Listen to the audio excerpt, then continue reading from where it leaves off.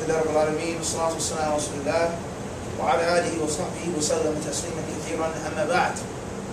Tonight, bi'idhnillah azza wa jal, Ikhwan, we're going to make a continuation of a class that we started in New York City about 2 summers ago. And that was reading from the book of Shaykh Abdul Rahman ibn Nasir As-Sa'di rahimahullah, called Manhaj al-Salikin, a small, basic, summarized book on Islamic Fiqh, on the jurisprudence, the rules, the laws, the halal and the haram. And we only did one class from this specific chapter. We did other chapters. For this chapter, we're reading from the chapter of Al-Khula. The chapter of Al-Khula. Wa alaikum salam wa rahmatullahi wa barakatuh. And we explained what Al-Khula was. And the Shaykh mentioned that when a woman is displeased with something with her husband, whether it's his religion, whether it may be something physically, whether it pertains to his moral character, and she feels that she cannot live with him, and she feels that she cannot be a righteous, obedient wife in his company, and that if she remains with him, she'll be disobedient to Allah because she won't give him his rights, okay, unless it's a hassle or fuss, or just say no. And that is a major sin. When a woman disobeys her husband and does not give her husband his rights, that's a major sin in Islam. So therefore, for some reason, he has a poor religion, he has very bad character, he may abuse her, anything in which she cannot live with him, and she seeks the divorce from him, and he says, no, I'm not divorcing you, I'm not letting you go. And she says, I'll pay you money, I'll give you back the dowry, I'll give you this, I'll give you that, please divorce me. And he says, okay, if you give me such and such amount of money, I'll divorce you. We explained that this concept is called Al-Khula. It is extremely important and crucial to understand the differences between the different terms of divorce. We have Talak, we have Khula, we have Bihar, we have Ila. They aren't the same. They all fall under the general umbrella or the general cloud of divorce, with the specific ways and styles of divorce. Okay? If the man is displeased with his wife, if she's disobedient, or for whatever reason he doesn't feel no harmony with his wife, whatever the reason may be, which will come, and he divorces her, then that's called talaq. It's called talaq. And there are specific rulings with regards to talaq. Okay? How does he say it? How does he pronounce it? How long does she wait? Are they allowed to stay with each other? So on and so forth. Those are rulings of talaq. And then the opposite of talaq is al-khula. When a woman is displeased and unhappy, whether it's a religious reason, whether it's worldly, okay, and she wants out of the marriage, but the husband refuses, unless she pays him some wealth, okay, like ransom. Or it may be a situation in which he grants her the khula without necessarily taking money, without necessarily stipulating money. But those are other issues that are going to come later on. Difference of opinion, so on and so forth. What we're going to do right now is we're going to understand the basic distinction between the different types of divorce. And the 2 main types of divorce that most, the most common, that happen the most, most often, are talaq and khula. And many people, and Allah knows best how many people I know of that do it incorrectly because of lack of knowledge, because of haste, and some people just don't care, unfortunately. May Allah protect us from that. So therefore, in the class, we were explaining what Al-Khula was, okay? In which the author, As-Sa'di, rahimahullah ta'ala, he says, Babul Khula. And before we mention the Khula, we mentioned, or we explained, the author's kalam, in which he stated that it is obligatory for each of the 2 spouses to live with each other in harmony. And it's incumbent for each of the 2 spouses to give each other their rights. Rights, basic mutual rights, according to the Kitab and Sunnah. That's step 1. Step 2, if they can't give each other their rights, if the woman fears fitna, she doesn't like his religion, his physical build, his physical character, he has a deformity, something like this, then she seeks the khula.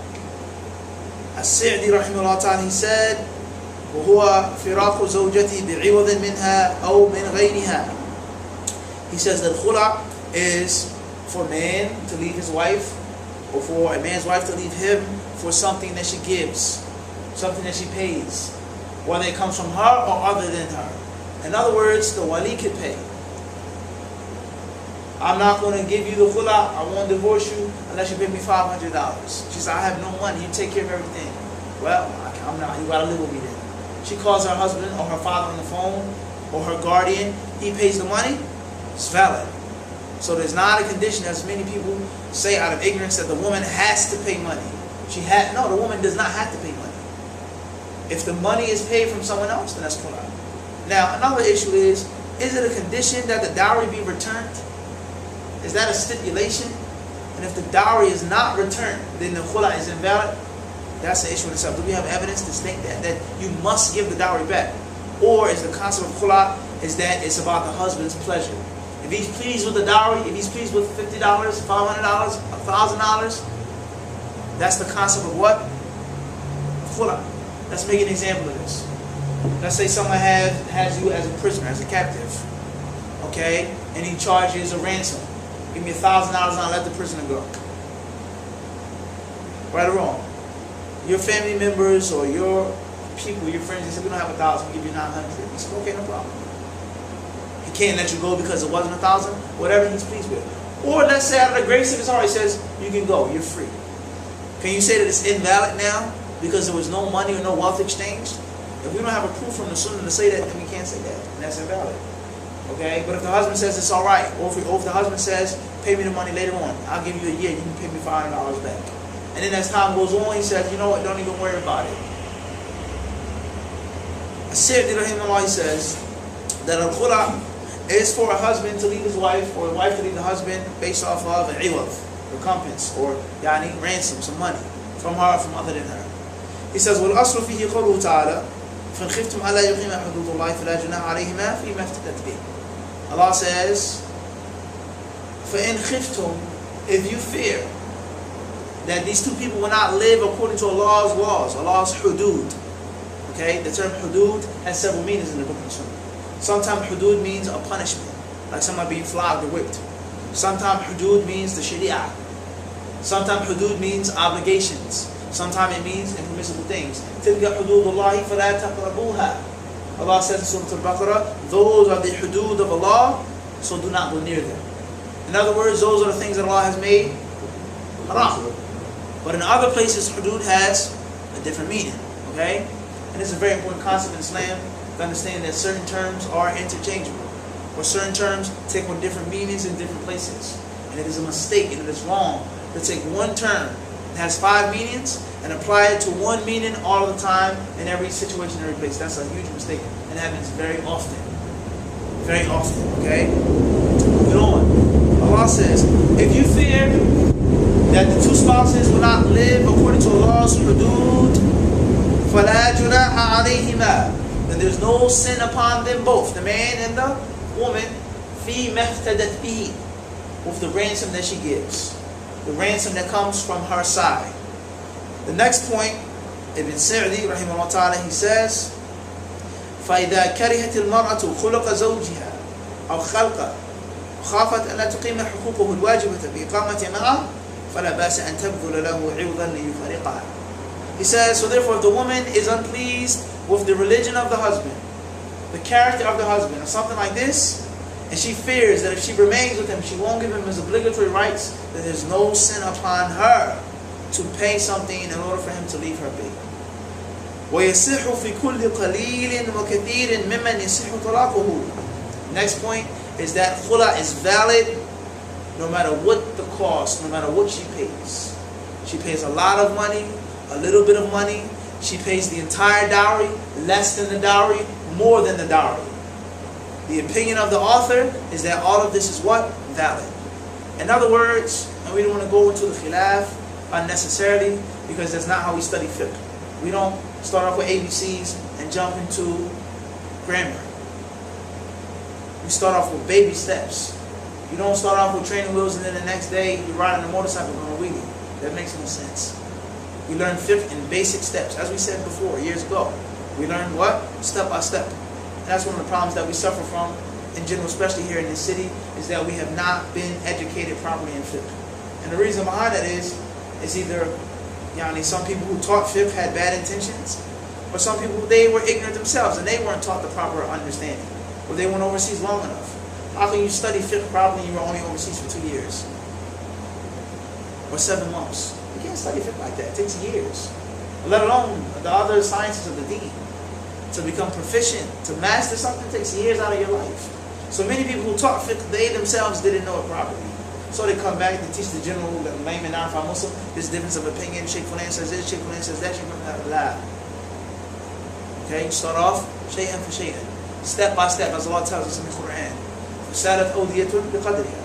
Allah tells us that valleys flow according to the due measure. It's never too much rain, it's never just not enough rain, but the rain that Allah sends down progressively. Okay? So Talib ilm is the one who studies in progressive stages, as we explained in the introduction to Al-Baquliyah. So therefore, according to Ibn Sa'di, rahimahullah, the khula is valid no matter what she gives. And the reason why he said this is because some scholars hold the opinion that the husband cannot take more than what he gave her. They say if he takes more than what he gave her, then it's wrong and it's oppressive. In other words, the dowry was $1,000 dowry. And he says, give me $1,500 and I'll let you go. Some ulama say that this is haram, it's impermissible, and it's invalid. Rather, you can only take $1,000, and that which is beneath $1,000. And other ulama, such as the author of the book, he says no matter what amount it may be, if she's pleased with it, then it's valid. Everybody got this? Everybody understand this? You with me, Abdul Razak? Right, now, he says, from those who have the ability to divorce, those people whose divorce is considered valid. In other words, in Islam, every man's divorce is not valid. If there was a man who was married but he was majnoon, he was mad, he was mentally insane, his divorce is what? Is invalid.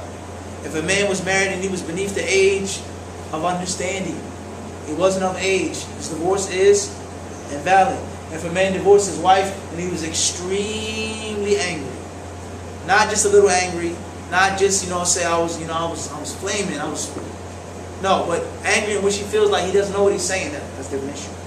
But if a person is of age, if a person is not drunk, if a person is mentally sound, so on and so forth, then that's valid. No matter what amount of money he takes from her, according to the author. What? According to the author, and not all of the ulama. Okay, we're not going to get into that issue and explanation right now. He then says, فَإِنْ كَانَ لِغَيْرِ خَوْفٍ أَلَّا تُقِيمَ حُدُودَ اللَّهِ فَقَدْ وَرَدَ فِي الْحَدِيثِ مَنْ سَأَلَتْ زَوْجَهَا الطَّلَاقَ مِنْ غَيْرِ مَا بَأْسٍ فَحَرَامٌ عَلَيْهَا رَائِحَةُ الْجَنَّةِ.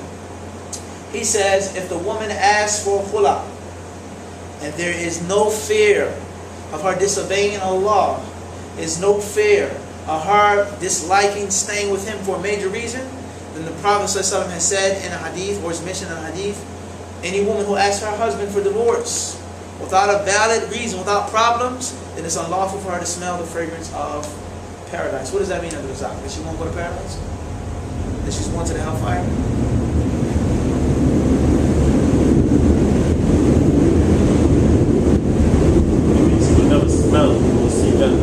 So she won't go to paradise? No.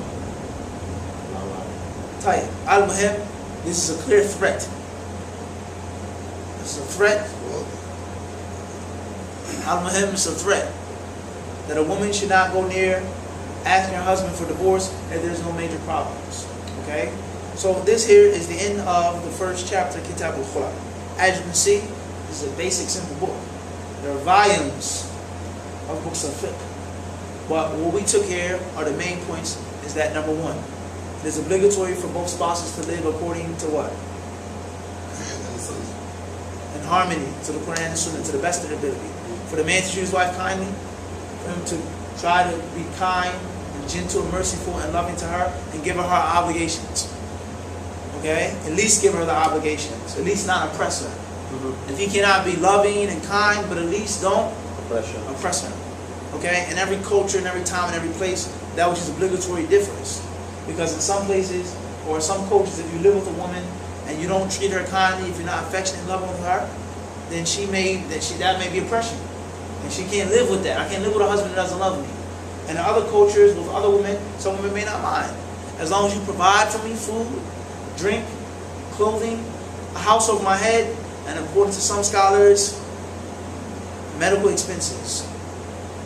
Medical expenses. Some ulama, they mention this, that the obligatory rights that the woman has over her husband is food and drink, number one, clothing, number two, lodging, house, number three, and number four, medical expenses. In other words, medicine, cough syrup, She has to go to the hospital, Advil, whatever she needs for her physical health. Some women don't mind that. I don't care, he doesn't have to love me, as long as I'm taken care of and I'm provided for and he doesn't oppress me. But it varies from woman to woman, culture to culture. So that was the first point. The second point was, and he also mentioned that it's permissible for them to enjoy each other. They can enjoy each other in any way or any matter as long as it's not against the Kitab and Sunnah.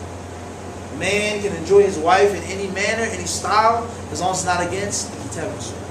And a woman can enjoy her husband and he is to please her and take care of her needs and her feelings and her desires, as long as it's not against the Kitab and the Sunnah. That's a very important point here. Then, number two, if a woman dislikes her husband for physical reasons, religious reasons, his character is poor, he has a very bad anger problem, he drinks, or whatever the case may be, gambling problem, something like this, or just he has terrible akhlaq, and she can't remain with him, and she fears that if I remain his wife, I'm not going to obey him. I'm not going to give him his sexual rights. I'm not going to listen to him. I'm not going to follow what he asks me to do, so on and so forth. And that's going to get her sick. And look at the mercy of Islam, even in this legislation, that is based off of rahmah. If she remains with him, she's going to get punishment, or she's going to deserve punishment. So Allah allows her a way out. And this is a clear proof that Islam oppresses no one. Islam does not oppress women. Islam gives women their rights, it gives them honor, it gives them esteem. But according to what Allah has legislated, Islam gives men their rights, their honor, their esteem. What they deserve and what they don't deserve is legislated according to Allah's deen. Okay, so if she dislikes her husband for one of those reasons, it's permissible for her to pay him some wealth in order for him to let her be. Okay, and we mentioned the verse in the Quran that proves that. The Shaykh also mentioned, rahimahullah, that if, or whatever she gives is valid. Kulli, a lot, kathir, qalilin, or kathir, a lot or a little. More than dowry, less than a dowry. We mentioned that there are different views of the people of knowledge. Okay? If she asks for divorce, if she asks for khula, and there's no major problem in the marriage, then that's something that is extremely dangerous. And based off of that hadith, according to those who hold it to be authentic, according to that hadith, if it's authentic, according to those people, then there will be a major sin. It will be a major sin. We want to stop here. Allah subhanahu wa ta'ala surely knows best. If you have any questions, and if not, alhamdulillah rabbil alameen. Hold on. You said there's more than one form of divorce, and you mentioned the different aspects of it. So what are the correct ways? Because we probably, ask for It's going to come. It's going to come. But later on, because that was just khula. Then comes talak. And then we have the issue of the iddah. How long, when, khula iddah, talak iddah, so on and so forth. All of that bidna azza will come. Okay? Now, if a woman gets khula from her husband, we took the basics. There are many, many other issues pertaining to khula. Because the book is summarized. It's a pocket-sized book. It's not an extensive work. There are other issues pertaining to khula, such as how long is the iddah? Is the marriage broken up instantly?